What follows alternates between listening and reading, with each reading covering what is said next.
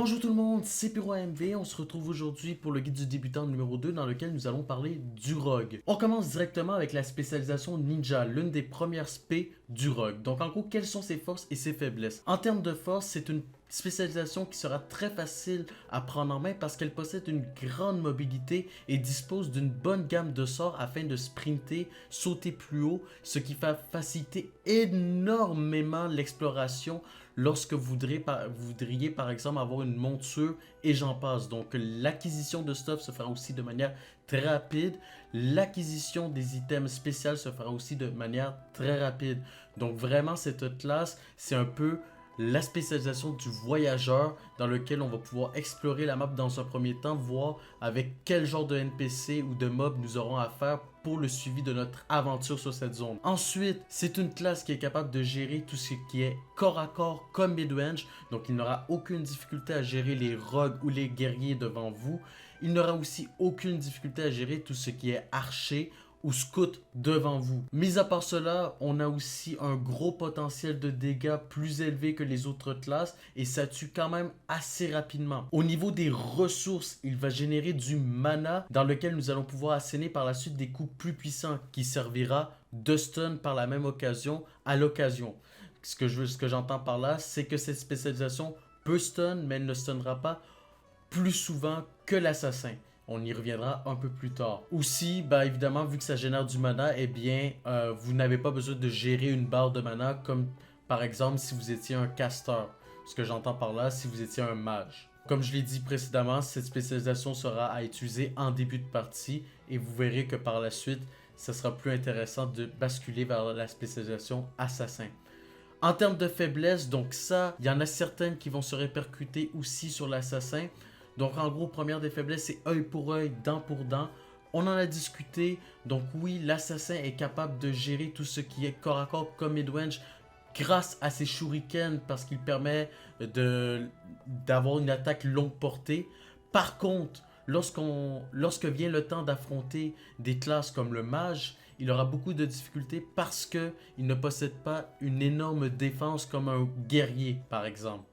Donc il faut terminer les combats le plus rapidement possible lorsque vous combattez un mage, sinon vous allez vous faire tuer excessivement rapidement.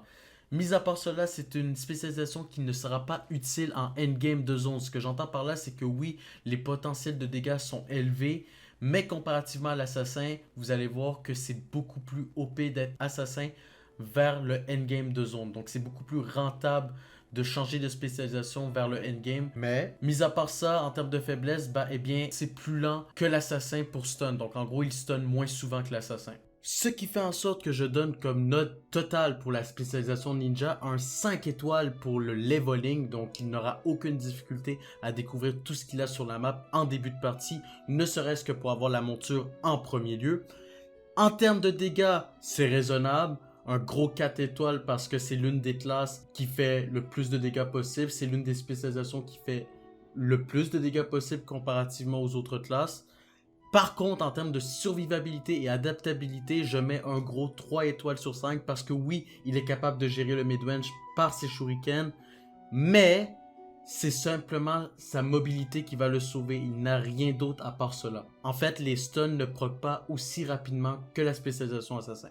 Donc maintenant, nous allons parler de la spécialisation assassin et vous allez voir que certaines forces et faiblesses se répètent, à commencer par la facilité de prise en main. Quand vous êtes assassin, c'est comme le ninja, il n'y a aucune difficulté en termes de gameplay, c'est très simple à appréhender. En comparaison par contre avec le ninja, c'est que ça fait des dégâts extrêmement puissants. Donc c'est excessivement puissant parce qu'en gros l'assassin possède du poison. En fait c'est un dot, une fiole de poison dans laquelle il va jeter sur ses ennemis afin de générer une grande quantité de dégâts sur la durée. Comparativement au ninja, ça peut stun très rapidement, très souvent à cause de l'ultimate qui permet de générer de la mana à l'infini.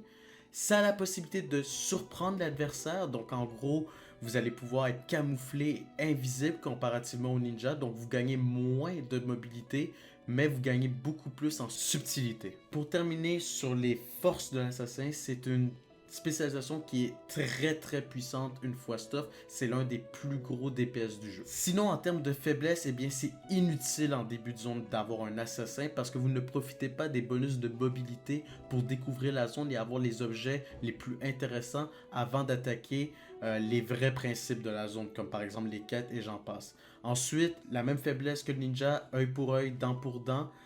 En comparaison avec le ninja, l'assassin ne possède pas d'attaque distance sauf sa fiole de poison à tous les 100 de stamina. En gros, il y a une barre de stamina et il gaspille toute sa barre de stamina pour pouvoir lancer la fiole. Donc c'est la seule attaque distance qu'il a et je ne peux pas la considérer comme une attaque distance parce que c'est juste un dot. Mis à part cela, c'est la même chose que le ninja, ça possède pas une défense très accrue.